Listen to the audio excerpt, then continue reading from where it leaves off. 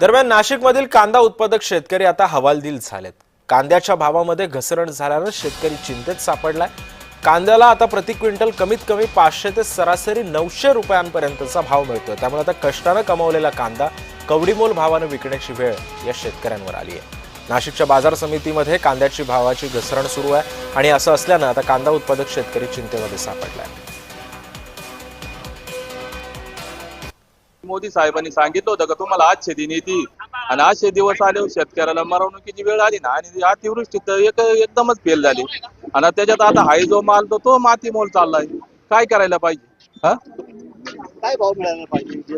आम्हाला 2000 रुपये तरी भाव मिळाला पाहिजे, नको 2.5 आणि 3 आणि पुन्हा आम्हाला अनुदानही नको कोणतं आणि कर्जमाफी नको। पण या शेतीमालाला जर व्यवस्थित भाव दिला तर योग्य राहील। काहीतरी आम्ही दाखवू लाडकी बहीण आता ही योजना ती योजना, त्याच्यात काही फायदा होणार नाही। जर आता बाजार भाव बघितले तर 4 आणि 5 रुपये विकू राहिलं।